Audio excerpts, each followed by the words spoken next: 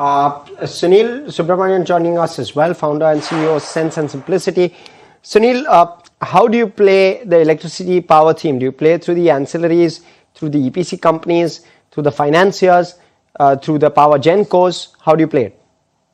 EPC and financiers are my key bets of the lot. Because I think ultimately financiers will benefit a lot. And I think the EPC contracts are going to be the executors. And I think that's where the higher operating leverage comes to play. In terms of preferences? I can't talk stock specific. So. Okay, sure. Understood. But financiers and EPC companies, that's how you would play it.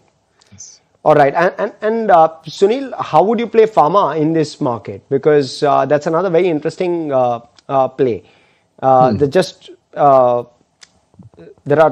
There's the whole buzz around semaglutide, GLP-1 opportunity in terms of the unlocking, and then you also have a large part of the CDMO opportunity which opens up to a lot of pharma players. How do you play that? It's not just these two, right? You still have the generics part and the domestic pharma part. So let's look at it as a 4-part puzzle, right? And in that 4-part puzzle, clearly the high growth but partly set off by high valuations is the Ozempic semaglutide opportunity. The stable opportunity with the consistent growth is the domestic pharma. The generics and the CDMO parts are the ones which are more exposed internationally. There you not only have to look what the US is going to do with us, but also about how the currency is going to behave. So I think that allocating, I would say, maybe 60% to the domestic and to the semaglutide opportunity, and splitting the balance 40% tactically between generics and CDMO is the way I would play it. Okay, so that's your take on pharma. Sunil, hi, good afternoon. Talk to us about the markets in general and overall sentiment in the market. What are you picking up? Because this is going to be the first consecutive day, at least, in the week since the beginning of this week, we've only seen pressure, and that pressure has intensified much more. Does one read this as a sign of weakness in the market, or should you be looking at the glass half full approach and think of this as a buying opportunity in the market? It depends on the outlook is for the year or for 3 years or more. I think that what's happened is that it's clearly that while we had a good start to the new year, the later parts of the week have not been great. So what this tells you very clearly is that FIIs, when they are going to reallocate the money, they probably will come in from mid-January. So they are still nervous about India from valuations, growth perspective. So FIIs are yet to make a strong comeback. In fact, the net selling continues. Similarly, DIs also are waiting for the onset of the earnings season to decide where to allocate their cash. So they wouldn't be doing much fresh buying today. Now, along with the halfway through the earnings season, you will have the budget come in and that analysis kick in. So it's a time when fund managers would rather sit on cash rather than go and fully deploy, because we want to see how these two cookies crumble, both the earnings season as well as the budget. So after the mid of February, when you've digested the budget and a lot of the earnings have come in, is when you make your fresh tactical allocations.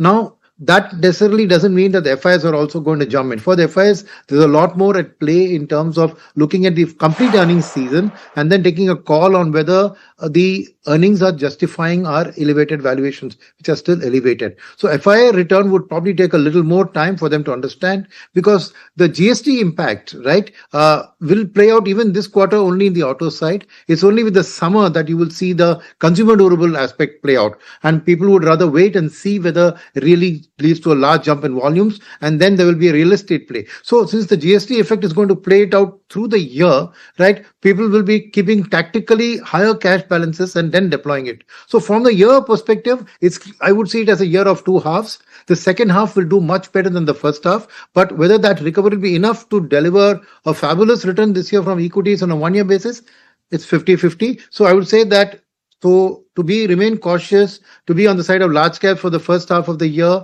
and stay staggered through your approach and diversified is a better bet, because on top of it, you have the overhang of the trade deal and now 500% tariffs being talked about. So there's a lot of uncertainty in the air from this year's perspective, but the year should end well.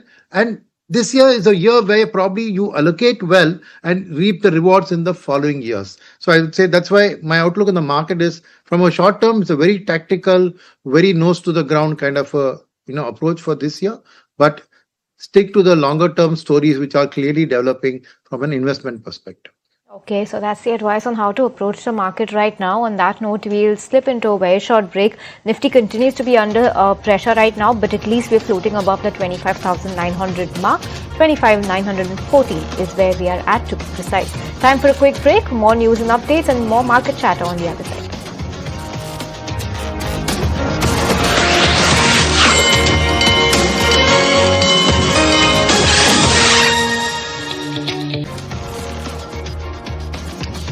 Gold and silver fall for the second day, with investors bracing for an annual rebalancing of commodity indices that could see futures contracts worth billions of dollars sold in the next few days. Citi estimates $6.8 billion of silver futures could be sold as a result of the rebalancing.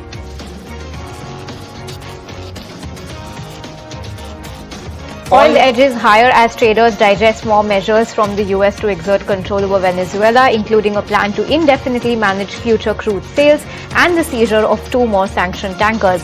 Brent now trades above $60 a barrel after losing 3% over the previous 2 sessions. Nickel steadies after a period of volatile trading as investors continue to bet on risks to output in top supplier Indonesia. Their month futures held near $17,900 a ton, about 7% higher this week, near a 19-month high. Palm oil continues to remain volatile as stronger Chinese vegetable oil prices and expectations of a further increase in Malaysian stockpiles affected the market. Reserves in the world's second biggest grower of the tropical oil are likely to climb for a 10th straight month in December to reach to the highest level in 7 years. The S&P believes that the race for artificial intelligence and surging defense spending are set to intensify a projected shortage of copper as producers struggle to expand. Copper, remember, has soared to a record high above $13,000 a metric ton in London, driven by a slew of mine outages and trader moves to stockpile the metal in the US ahead of possible Trump tariffs.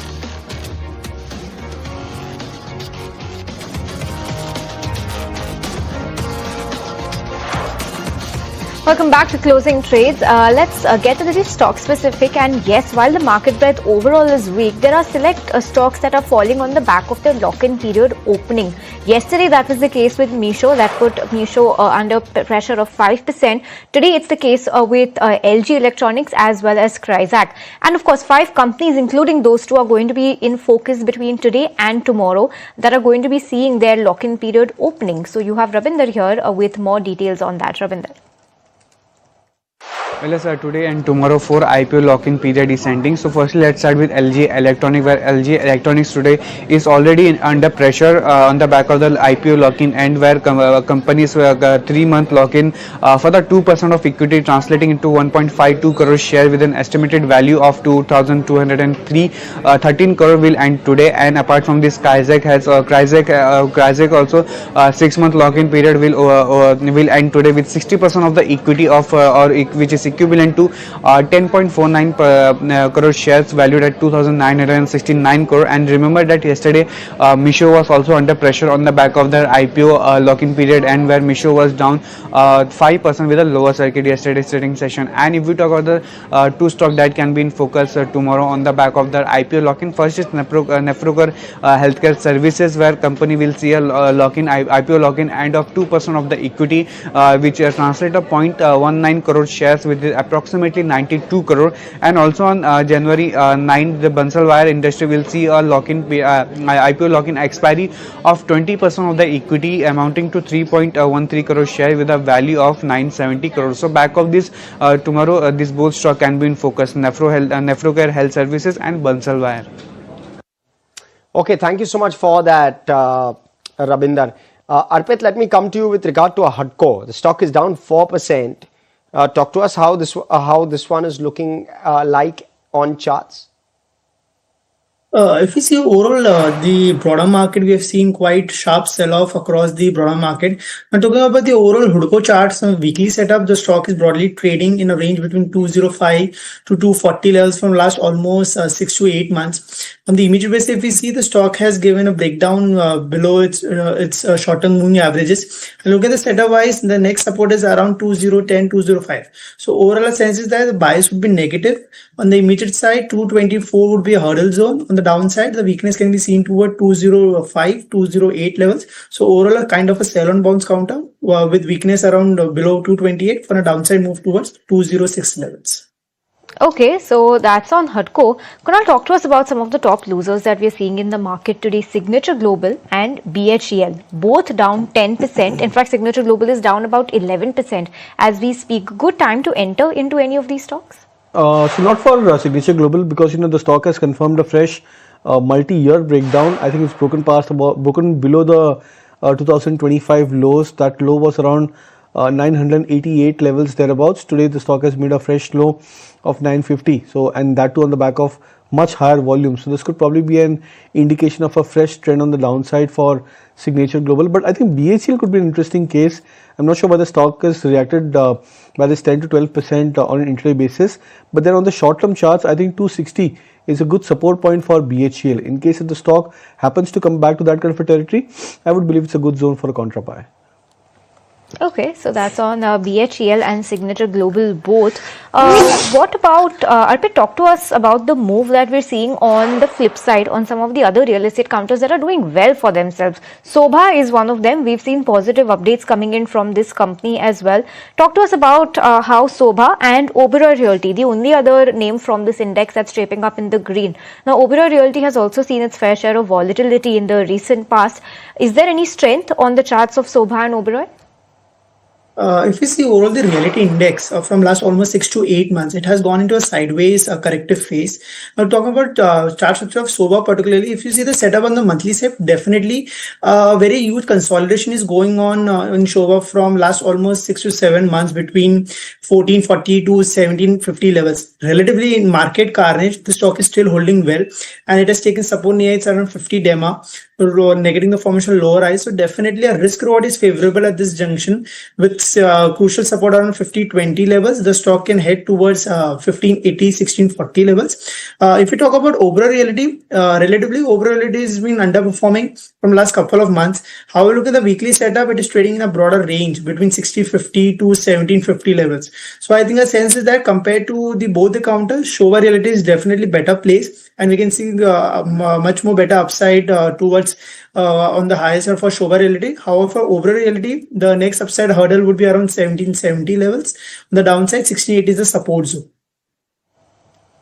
Okay, Niva Bupa, Kunal, is that something that you track closely? I know you might not have a very long chart in terms of timeline, but how is this one looking? Just the volatility in the counter in a very short span of time since when it's listed is quite large. So I'm trying to get a sense as to what next for this one. I think we discussed the stock yesterday when we were looking at the stock with potential breakout. 78 is a breakout point for Niva Bupa. We flagged off this level yesterday. Today the stock, I think mid session somewhere managed to cross this hurdle point of 78, and now it's moving towards the next set of resistance. I think the next level for Niva Bupa on the charts where the stock could take some bit of resistance is around the 83.5 to 84 levels. That's where I think in September end 2025 the stock took a pause after a rally, and from there a next leg of a correction downtrend started off. So when the stock goes into a revival, the previous resistances, they become like a pit stop for stock prices, where there is a pause, some selling pressure which gets originated for the stock price. So would expect the stock to gradually head towards the 84 and a half kind of a zone. Okay. Arpit, I wonder if you track any of the amine counters, because both of those are buzzing, Alkyl and Balaji. If you see generally, these counters are very much seasonal, and if you see after a very sharp downtrend, both the counters have seen a sharp up. Particularly if you talk about Balaji Mines, the stock was in totally downtrend for last almost 7 to 8 weeks. Finally, today we have seen a sharp upmove from the lower levels. But if you look at the setup on the bigger time frame, still the stock is forming lower as low lows on the monthly and the weekly setup. So I think it's just a pullback move, and the level that we have to watch out closely will be around 1260, 1270 levels. If it manages to close above that, then only there will be a major change in reversal. But till then, it's just a sharp pullback move. So better to reduce your position at this junction and wait for a closing above 1260, 1270 zones for any change in reversal in this counter. Okay, Mr. Subramaniam, we're just getting word from agencies that the Finance Ministry plans to scrap restrictions on Chinese firms for government contracts. Chinese firms can also now once again start bidding for government contracts. We're seeing some of the defense stocks heavily under pressure. Talk to us about what impact this could have, what kind of participation were we seeing earlier from Chinese firms? If you could just help us with some perspective there.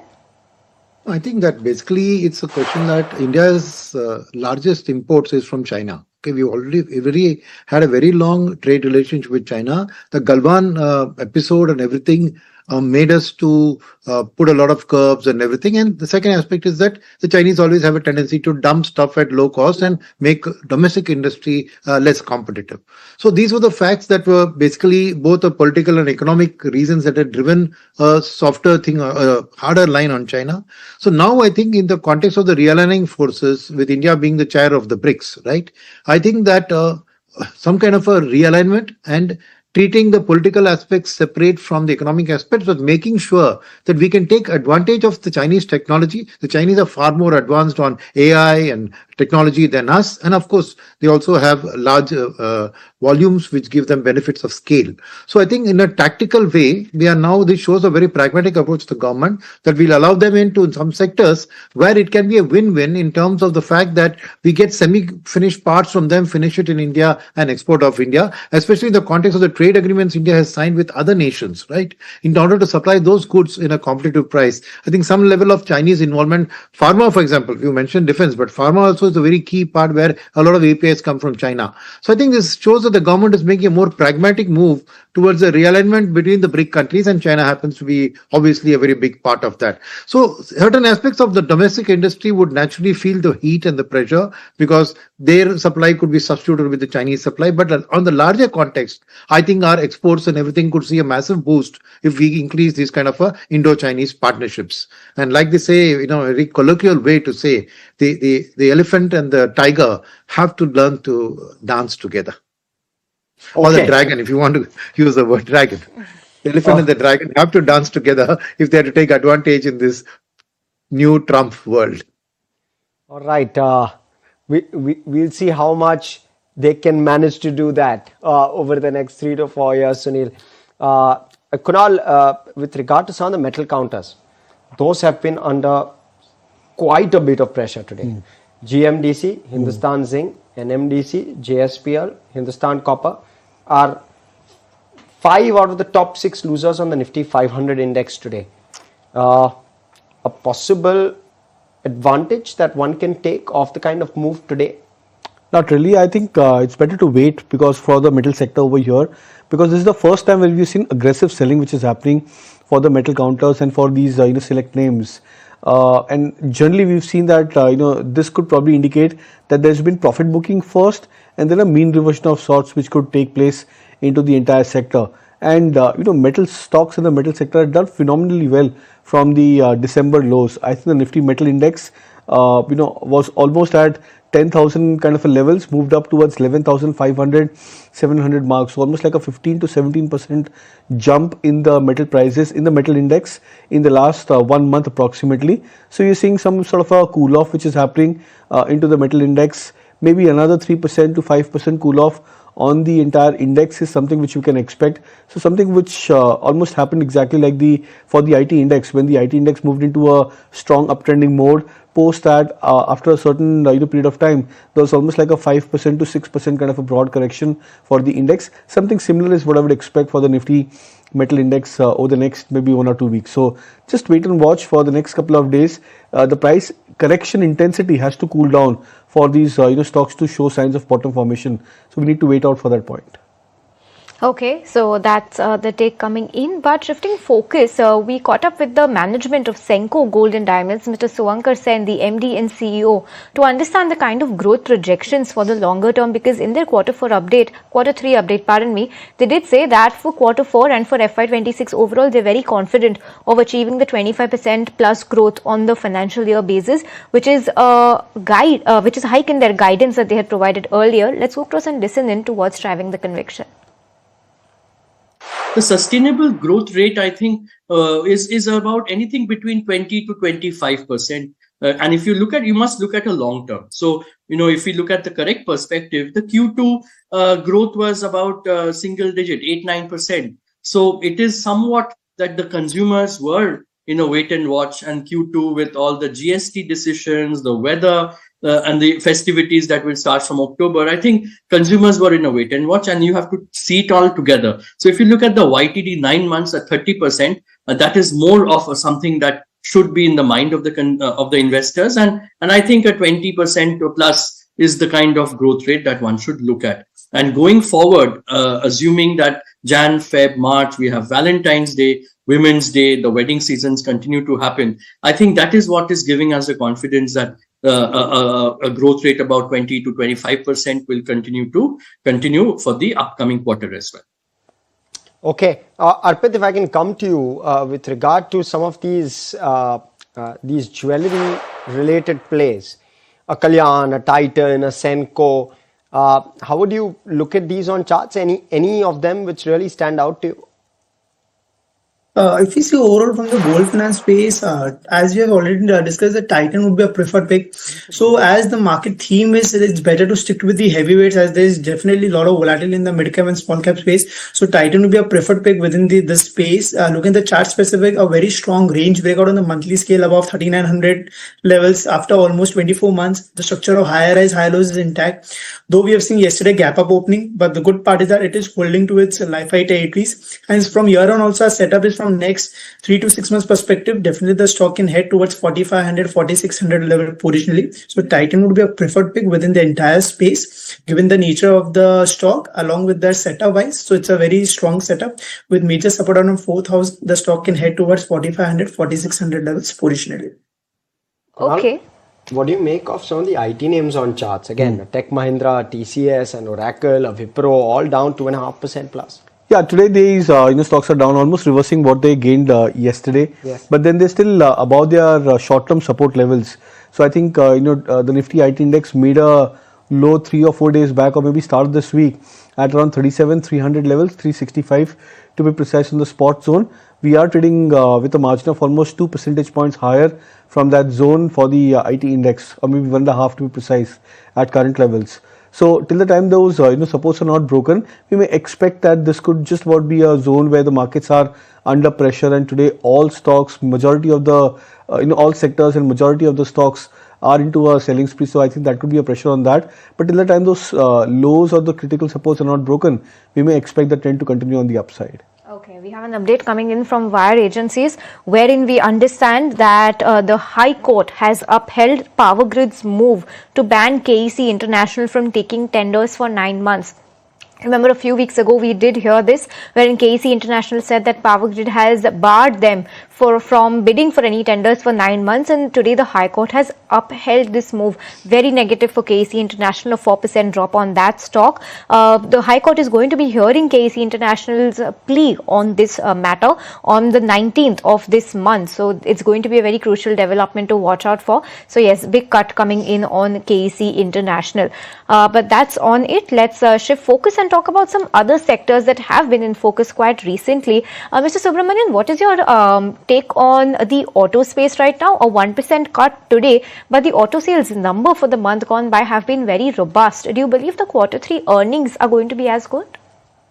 Not as good as the top line growth. Okay. And the reason for that, I say, is that what I have seen, at least from my channel checks, is that some of the auto companies have had to pass on cuts to boost volumes more than the GST cuts, right? So there would be some pressure on the margins, I think. But at the same time, from a EPS perspective, the damage will be lesser because these are all high operating leveraged companies, heavy investment in fixed assets. So to that extent, any little bit of sales at a lower margin also could boost the EPS. So I think that overall, the level of increase that the sales increase is expecting from EPS may not happen, but it still be a good healthy quarter. And towards the end of the quarter, you will get the sales numbers for the year end. And as you know, depreciation for small businesses and all is a key trigger to buy auto related vehicles. So there would be again a boost in terms of the Feb March end kind of sales and buying. So it will be a quarter which will be a bit volatile in the middle of the earnings season, but should end well for the auto group. Okay. Let's talk stock specific, in fact, within auto. Arpit, SML Isuzu, do you like the way in which the chart structure is shaped up and the kind of returns that it's given? So if we see overall, the auto index has been a quite outperformer from last couple of months. And if you look at the auto ancillary, overall the setup has been quite strong. Today we have seen some cool off from the higher levels, but if you look at the setup wise, definitely a very strong setup has been seen. And if we see the setup wise, definitely the outperformance clearly seen. On the monthly setup, it has given a fresh range breakout of about 4,300 levels, 4,400 levels.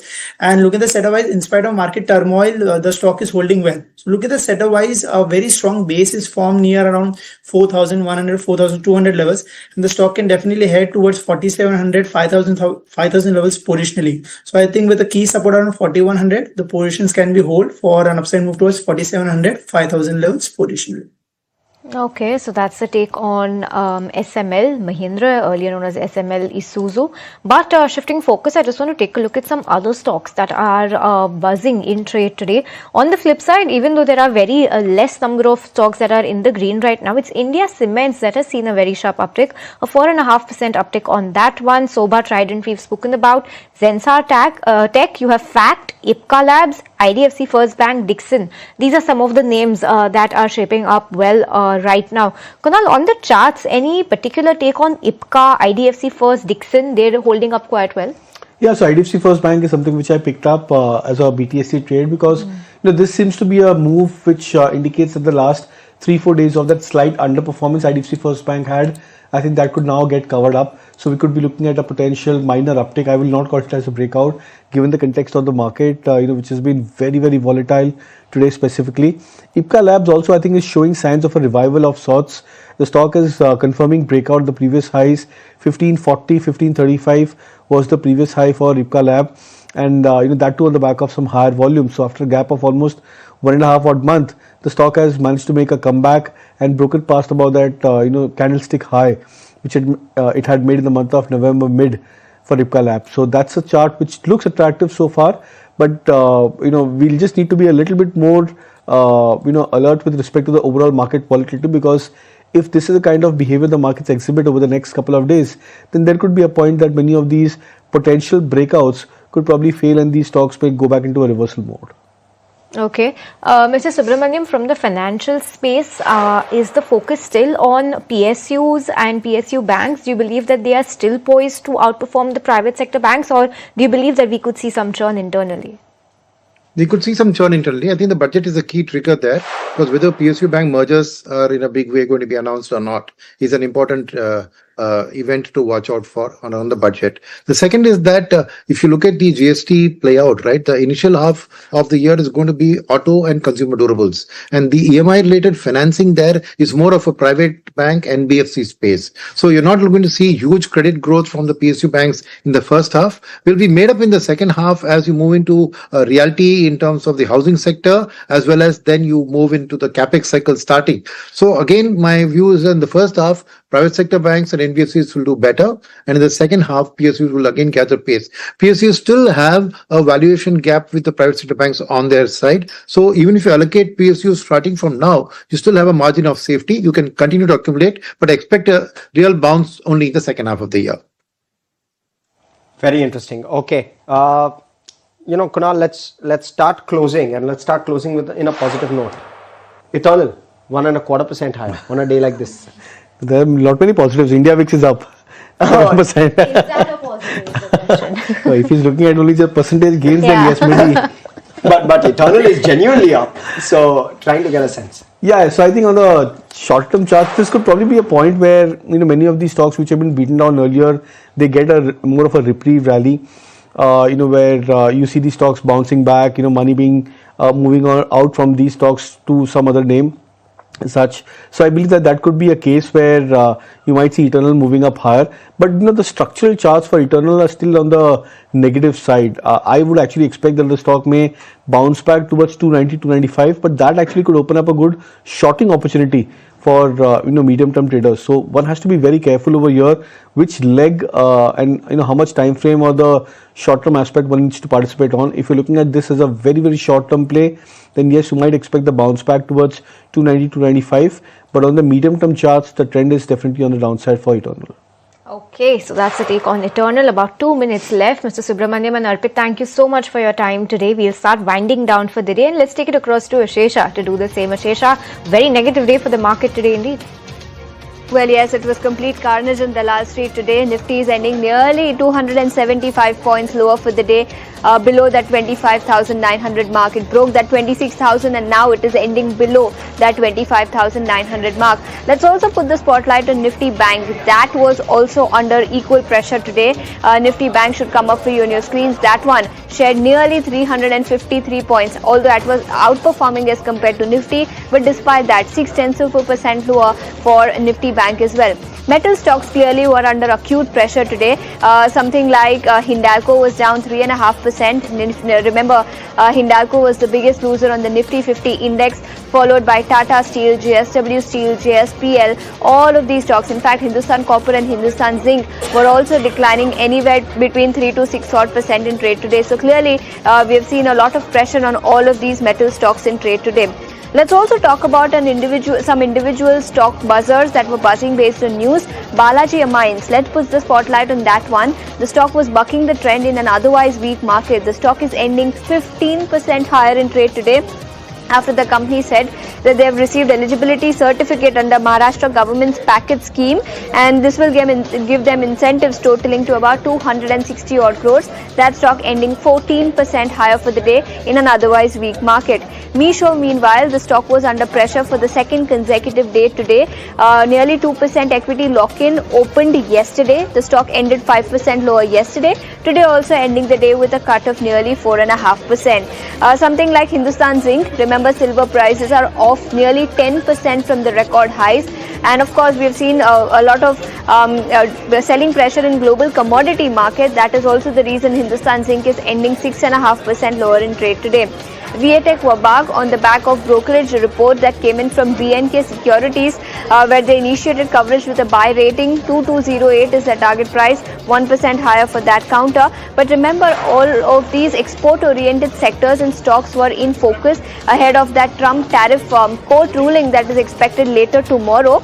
So all of these textile stocks, shrimp exporters were in focus on the back of that. But yes, on the index level, Nifty is ending below that 25,900 mark, over 1% shaved off on Nifty. Nifty Bank also below 59,800 mark. So clearly it turned out to be a weak day on Dalal Street. Snehi, back to you. Okay, Ashesha, thanks so much for taking us through that. So yes, the kind of weakness that we've seen in the market, a 1% cut coming in on Nifty like Ashesha was highlighting. Kunal, any closing comments on the way today has panned out, that effect that we were talking about, a bad Tuesday and good Thursday, that has finally reversed after a lot of time? I was actually counting over the last 2 months how many consecutive 4-5 negative ticks have happened. You'll be amazed. I think there have been 5 or 6 instances where there have been 4 or 5 consecutive negative days for the index. Oh. So it's like we've been just mired by this kind of a downtrend, and we've been maybe adjusting to this new normal which is happening on the index front. But this is extreme volatility for the markets, because to have an advanced kind issue of 1:5 on such kind of a day when there is no major negative news flow across the globe, I think is something which shook the markets or took them by surprise. We've broken below the critical support of 26,000 mark. I expected that maybe 25,950 is something which the markets could hold on to, but we've given that by a margin of another 100 points. So if tomorrow also we see maybe one more round of sell-off, then we could be looking at the index going into a downward trend. We didn't speak banks. in the last hour or so. While the private sector banks held up fairly well. And it was a surprise because while ICICI Bank has been in a league of its own, some of the other private sector banks have lagged, like an HDFC Bank. What can we expect from them? So again, it's mixed. I would say it's just about balancing out the index because HDFC Bank is still weak. The stock is seeing, I think, the fourth consecutive day of price correction. ICICI Bank was on its own league. Kotak Bank, I think, largely was at 2140 levels thereabouts. So it was largely into a range of 0.5% to 1%. So was the case with Axis Bank. So I think no major change in terms of the bank Nifty or the private sector banking charts as such. But the concern is that how long can you expect that if the index, the benchmark index is going to a correction, how long can the bank Nifty go into a spree of outperformance? There's bound to be a point where an eventual pressure would come back into the banking index. So that's something to wait out for. Okay, on that note, we'll wrap it up on this edition of Closing Trades. And just a few important things to note. The Bharat Coking Coal IPO opens tomorrow. Supreme Court is going to be weighing the legality of Trump's tariffs, but that, of course, the impact will be seen for us post-market hours. And, of course, you have Ireda, Global Spirits and Tejas Networks earnings tomorrow. But on that note, we'll wrap it up. From everyone that put this show together, thanks so much for tuning in. More news and updates on the other side of this short break.